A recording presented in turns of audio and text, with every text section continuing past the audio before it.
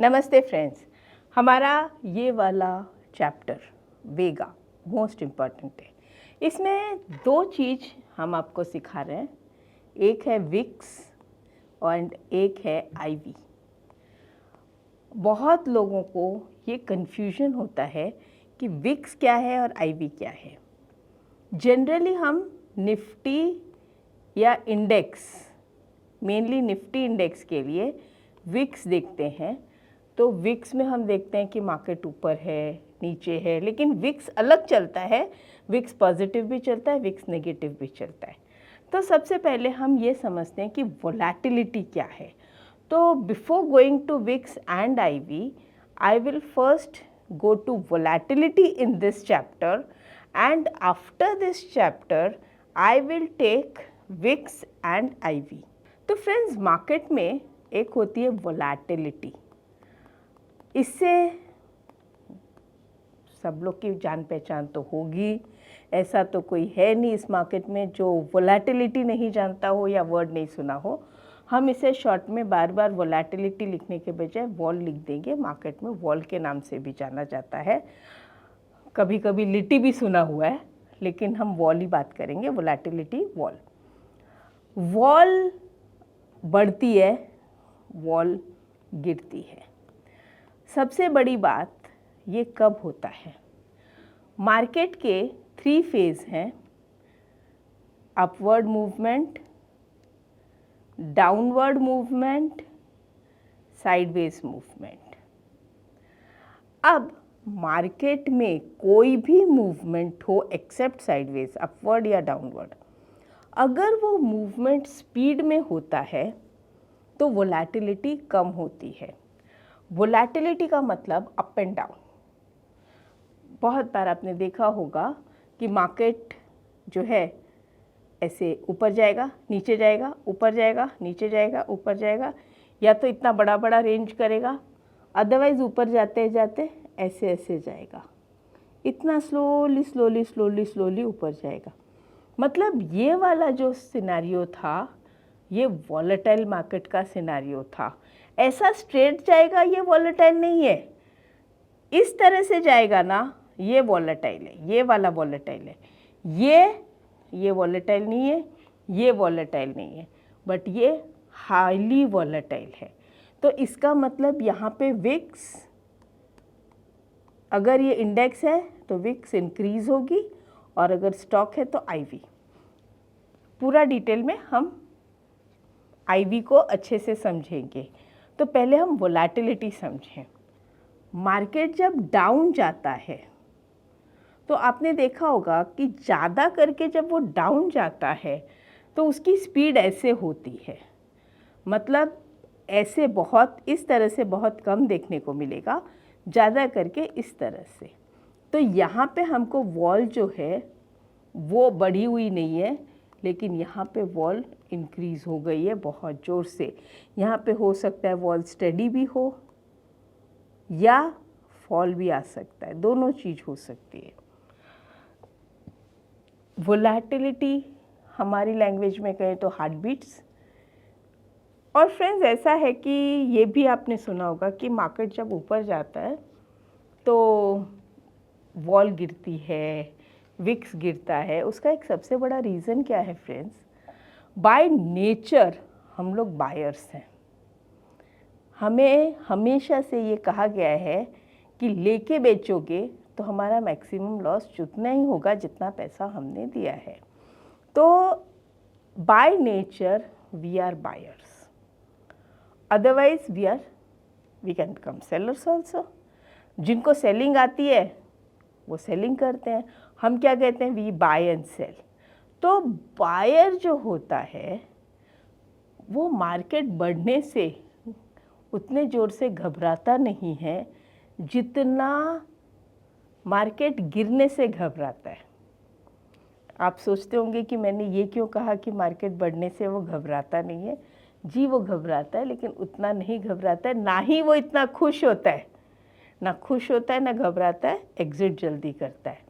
लेकिन जब वो नीचे गिरता है तो उसकी पैनिक, उसकी हालत देखने लायक होती है। कुछ लोगों की तो भूख प्यास भी ख़त्म हो जाती है। भाई ऐसी ट्रेड्स मत कीजिए जिसमें आपकी भूख प्यास भी ख़त्म हो जाए, फैमिली लाइफ डिस्टर्ब हो जाए। सबसे इम्पॉर्टेंट फैमिली है। अगर आप मार्केट के साथ फैमिली लाइफ को डिस्टर्ब कर देंगे, अपने आप को डिस्टर्ब कर देंगे, तो क्या फ़ायदा इस टाइप की ट्रेडिंग के लिए। आराम से काम कीजिए। तो वोलेटिलिटी अगर हाई रहती है तो फ्लक्चुएशंस जिसे हम कहते हैं वो ज़्यादा रहेंगे, और अगर वोलेटिलिटी लो है या फ्लक्चुएशंस लो है तो वोलेटिलिटी लो रहेगी। ऐसा भी कह सकते हैं कि फ्लक्चुएशंस के ऊपर वोलेटिलिटी डिपेंड है, वोलेटिलिटी के ऊपर फ्लक्चुएशंस डिपेंड है। फ्लक्चुएशंस का दूसरा नाम वोलेटिलिटी, वोलेटिलिटी का दूसरा नाम फ्लक्चुएशन। मार्केट कई बार आपने देखा होगा पूरा दिन बस इसी रेंज में रहता है, मतलब वोलेटिलिटी स्टेडी नहीं है, वोलेटिलिटी गिर गई है, फ्लक्चुएशन ना के बराबर है। अगर फ्लक्चुएशन ना के बराबर है मतलब वोलेटिलिटी फॉल हो गई है। मार्केट में बहुत बार आपने देखा होगा कोई न्यूज़ एक्सपेक्टेड है, आरबीआई पॉलिसी एक्सपेक्टेड है, रिजल्ट्स एक्सपेक्टेड है, इवेंट्स हैं, इलेक्शन रिजल्ट्स हैं, तो वो टाइम पे वोलेटिलिटी बहुत हाई रहती है। हम देखते हैं कि भाई अभी तो बहुत ज़्यादा फ्लक्चुएशंस है, लेकिन जैसे ही इवेंट पूरा हो जाता है वोलेटिलिटी क्रश हो जाती है। हम कहते हैं वोलेटिलिटी क्रश हो जाती है, मीन्स वॉल एकदम से गिर जाती है आफ्टर द इवेंट। और आपने देखा होगा कि आफ्टर इवेंट ज़्यादा करके कुछ महीने ऐसे होते हैं जब रिजल्ट्स भी ईयर के रिजल्ट्स आ चुके होते हैं, कोई ख़ास इवेंट नहीं है, कुछ नहीं है, तो ऐसी टाइम पे वो मंथ में मार्केट ऑलमोस्ट साइडवेज ही रहते हैं। तो वो मंथ में public smart money options writing पे ज़्यादा भरोसा करती है। जो हम देखते हैं या लो है वो है विक्स। विक्स जो है ये इंडेक्स का है। तो बेसिकली जो इंडेक्स है, हम इंडेक्स के साथ ही एक और फिगर देखते हैं, विक्स। फ्रेंड्स ये रहा इंडिया विक्स, और इसको हम यहाँ पे से निकाल सकते हैं। इंडिया विक्स करेंगे तो यहाँ से इंडिया विक्स आ जाएगा।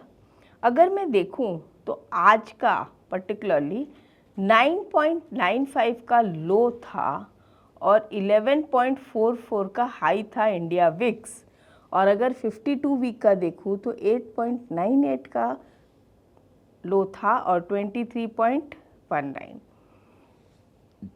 इसे कहते हैं वोलेटिलिटी। जब 23%, इसको हम परसेंटेज में देखते हैं, इसे हम लिखते हैं 11.44%, 23.19%। वैसे इसे दो तरीके से पढ़ा समझा जाता है। जैसे 11.44 का अगर 10.44 हुआ तो नॉर्मल तरीके से हम ये कहेंगे कि 1% कम हुआ, लेकिन मैथमेटिकल टर्म से हम क्या कहेंगे कि अप्रॉक्सीमेटली 9% कम हुआ 1 पॉइंट कम होने से, जबकि वो ऑलरेडी परसेंटेज टर्म्स में ही है।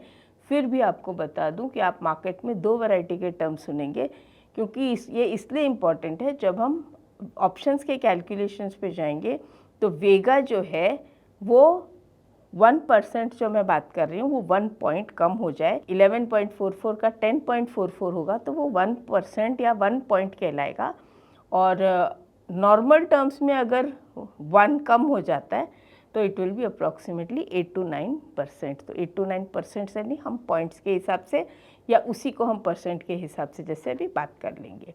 तो ये हो गया विक्स का पूरा। अगर मैं वीकली के हिसाब से भी देखूं तो ये इसका चार्ट रहा वीकली का। अगर मैं ईयरली के हिसाब से देखूं तो ईयरली में भी ये इसका हाई पॉइंट रहा, और अगर 5 इयर्स के हिसाब से देखूं तो भी इसका यहाँ तक का हाई जा चुका है 31.98।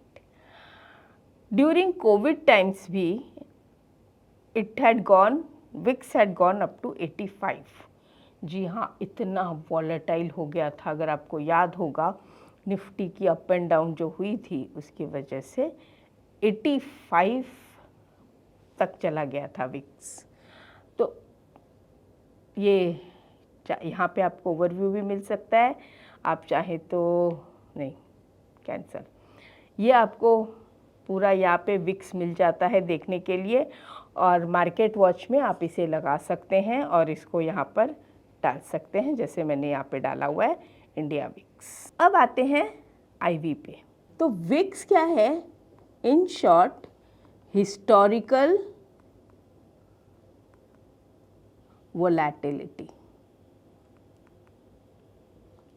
तो जो हिस्टोरिकल वोलैटिलिटी है वो है विक्स इंडेक्स, लेकिन ऑप्शंस के लिए होती है इम्प्लाइड वोलैटिलिटी। ऑप्शंस पे होती है implied volatility. What is the difference between historical and implied? Historical volatility में पास्ट डेटा होता है।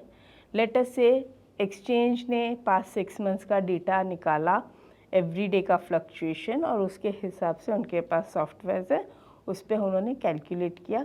आपको भी देखना है तो एनएससी इंडिया की वेबसाइट पे ये पूरा डिटेल मिल जाएगा, नहीं तो आप किसी भी सर्च इंजन में जाके डालेंगे how to calculate volatility index, तो आपको पूरा फॉर्मूला भी आ जाएगा। लेकिन जो ऑप्शंस में इम्प्लाइड वोलैटिलिटी क्यों है? क्योंकि ऑप्शंस के पास पास्ट डेटा नहीं है। अगर मैं बात करूं तो हर महीने एटीएम चेंज हो जाएगा, आईटीएम चेंज हो जाएगा, ओटीएम चेंज हो जाएगा। जो आज एटीएम है वो सेम टू सेम एटीएम तो नेक्स्ट मंथ नहीं रहने वाला, नेक्स्ट एक्सपायरी पे नहीं रहने वाला, वो चेंज हो जाएगा। और लास्ट डे पे सारे प्रीमियम्स ज़ीरो हो जाते हैं, सिर्फ इन द मनी वाले बचते हैं, बाकी सब ज़ीरो, तो वोलैटिलिटी भी ज़ीरो बन जाती है। तो नेक्स्ट डे तो वापस वो जंप नहीं कर सकती। तो जो भी वोलैटिलिटी है ऑप्शंस में वो इम्प्लाइड है जब तक वो ऑप्शन एग्जिस्ट करता है। आपने इस मंथ का लिया, इस हफ्ते का लिया, इस साल का लिया, जैसे निफ्टी है उसका 5 इयर्स आगे का लिया, जब तक वोलैटिलिटी है उस पर्टिकुलर ऑप्शन में, या वो ऑप्शन जब तक एग्जिस्ट करता है तब तक उसकी वोलैटिलिटी बनी रहेगी। तो अब हम यहाँ पे देखते हैं, इस बार हम इस कॉलम को हाईलाइट करेंगे वेगा। तो फ्रेंड्स, आपने ये तो समझ लिया कि वोलैटिलिटी बढ़ती कैसे है, वोलैटिलिटी गिरती कैसे है। अगर मार्केट में वोलैटिलिटी बढ़ गई तो एक और कॉलम में यहाँ पे हाईलाइट कर रही हूँ, आईवी। अब आप सोच रहे थे कि पिछली बार तो मैंने जो दिखाया था एक ही स्ट्राइक प्राइस का कॉलम था, इसमें 2 स्ट्राइक प्राइस का कॉलम कैसे हो गया? तो फ्रेंड्स, ऐसा है, अगर मैं कॉल देखूं तो ये इन द मनी है, ये वाला, ये इन द मनी कॉल है, ये साइड कॉल्स हैं इन द मनी। और अगर मैं पुट्स देखूं तो ये वाले इन द मनी है, राइट? तो दिस साइड इज पुट्स। तो नीचे दोनों आउट ऑफ द मनी दिए गए हैं, OTM। तो ये साइड पुट्स हैं, ये साइड कॉल्स हैं। तो इस तरह से आपको ये देखने को मिल जाएगा। तो चलिए यहाँ से अब इसको हटा देते हैं। अब आप देख रहे होंगे कि पुट की आईवी अलग है, कॉल की आईवी अलग है। जनरली हमेशा पुट की आईवी ज़्यादा ही रहती है compare to calls, because put में ज़्यादा लोग बायर होते हैं फॉर हेजिंग, और कॉल्स में ज़्यादा लोग राइटिंग इसलिए करते हैं क्योंकि स्मार्ट मनी है, या बड़े लोग जिसे कहते हैं उनके पास स्टॉक्स है, बहुत सारे स्टॉक्स हैं, तो वो लोग क्या करते हैं कि हर महीने कॉल राइटिंग करके थोड़ा थोड़ा प्रीमियम लेते रहते हैं। कभी स्टॉक्स भाग गया तो डिलीवरी भी दे देते हैं, ऐसी कोई बात नहीं है। तो अब यहाँ पर हम आते हैं, ये इसका IV है 7.8, ये इसका प्रीमियम है 91 और ये है वेगा। अब ये जो वेगा है इसका मतलब ये 1% यानी कि 7.8 से 8.8 हो गया। I call this as 1%। तो और 1 पॉइंट अगर चेंज होता है, बढ़ जाता है, इंक्रीज हो जाता है, तो ये प्रीमियम 10 रुपीज़ से बढ़ के 101.10 हो जाएगा। यस, अगर वोलेटिलिटी बढ़ती है तो प्रीमियम बढ़ जाता है। ये भी आपने कई बार नोटिस किया होगा कि मार्केट ऊपर जा रहा है, सब कुछ आपके फेवर में, लेकिन प्रीमियम नहीं बढ़ रहा है। क्यों? कि वोलेटिलिटी गिर रही होगी। अगर वोलेटिलिटी गिर रही होगी तो प्रीमियम उतना ज़ोर से नहीं बढ़ेगा। कभी कभी आपने ये भी नोटिस किया होगा, मार्केट गिर रहा है फिर भी आपका कॉल बढ़ रहा है।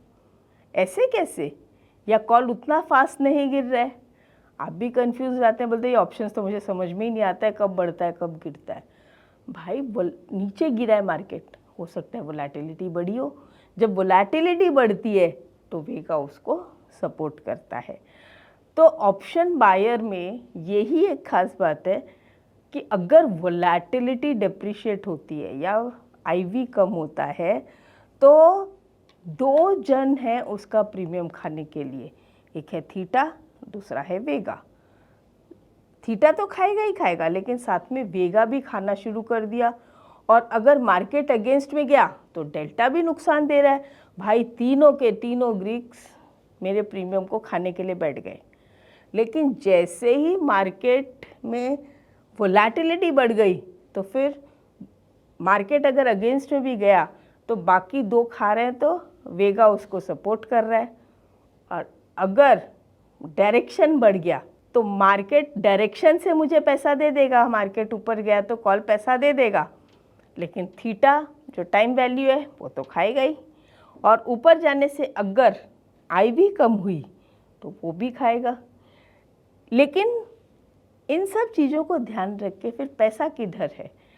जिस स्टॉक में फास्ट मूवमेंट एक्सपेक्टेड है, ब्रेकआउट टाइप के ट्रेड्स एक्सपेक्टेड है, जो अभी हम इसके बाद आने वाले टॉपिक में कवर करेंगे। ओपन इंटरेस्ट में लॉन्ग बिल्डअप दिखता है मुझे, कॉल में लॉन्ग बिल्डअप दिखता है, ऐसी सिचुएशन में हम ऑप्शन बाय करेंगे। पुट में लॉन्ग बिल्डअप दिखता है, फ्यूचर्स में शॉर्ट बिल्डअप, तो ऐसी सिचुएशन में हम पुट बाय करेंगे जहाँ पर हमको थोड़ी एक स्पीड मिल जाती है। तो हमें डायरेक्शन की स्पीड तो चाहिए ही चाहिए एज अ बायर, और अगर डायरेक्शन की स्पीड नहीं है तो इसीलिए टाइम का स्टॉप लॉस लगाना बहुत ज़्यादा ज़रूरी है। अदरवाइज़ क्या होगा कि थीटा भी खाएगा और वेगा भी खाएगा। टाइम चली गई, प्राइस में मूवमेंट नहीं आई तो IV तो डाउन होगा ना, तो IV भी खाएगा, थीटा भी खाएगा, और डेल्टा चुपचाप खड़ा है तो खड़ा भी रह सकता है अगर मार्केट साइडवेज हो गई तो। इसीलिए टाइम स्टॉप लॉस बहुत ज़्यादा ज़रूरी है। अब सेम चीज़ वेगा में पुट साइड देखते हैं। पुट साइड में भी ये सेम ही वेगा है, लेकिन 8 है, 8 का 9 हुआ मतलब मार्केट वॉलेटाइल हुआ। ये ज़रूरी नहीं है कि मार्केट गिरने से ही वॉलेटाइल होगा। कभी कभी आपने देखा होगा मार्केट ऊपर जाता है तो भी वॉलेटाइल होता है, बिकॉज उसके अंदर फ्लक्चुएशन जितना फास्ट होगा उतना ही IV और विक्स बढ़ेगा। अभी हो सकता है कि उसमें जब वो ऊपर जा रहा है या नीचे आ रहा है तो वोलेटिलिटी नहीं है, बस ट्रेंडिंग है, एक ही ट्रेंड में नीचे उतर रहा है, एक ही ट्रेंड में ऊपर जा रहा है, तो ऐसी सिचुएशन में विक्स IV दोनों कम होगी। एट प्रेजेंट जब ये मैं कोर्स रिकॉर्ड कर रही हूँ तो we are almost nearing the lows of the VIX and IVs। तो this is what I can explain you about VIX and IV। तो इम्प्लाइड वोलेटिलिटी में higher IV is equal to higher premium and lower IV और low IV is equal to lower premium. अब बहुत बार ये जैसे मैंने कहा कि इवेंट है या ऐसा कोई स्टॉक होगा जिसमें वोलेटिलिटी बहुत ज़्यादा होगी तो उसके प्रीमियम भी बहुत हाई रहेंगे और फिर बाद में ऑल ऑफ अ सडन जब उसमें साइडवेज मूवमेंट होगा तो वोलेटिलिटी क्रश हो जाएगी, वॉल क्रश हो गया तो प्रीमियम बिल्कुल कचरा जैसा हो जाएगा और आप इतने परेशान हो जाओगे कि मेरा 100 रुपये का ऑप्शन 5 रुपया होके रह गया, मैं कुछ नहीं कर सका। तो ऐसा मत होने दीजिएगा, स्टॉप लॉस लगाते जाइएगा और फिर काम करिएगा। जब आपके फेवर में मूवमेंट स्टार्ट होगा तो फिर से ले लीजिए, किसने रोका है? 100 रुपये को 5 रुपये मत होने दीजिए। बस यही कह सकती हूँ और इसी के साथ मेरा Greeks of vega VIX IV यहाँ पे ये चैप्टर फिनिश होता है। नमस्ते। Investments in securities market are subject to market risks. Read all the related documents carefully before investing.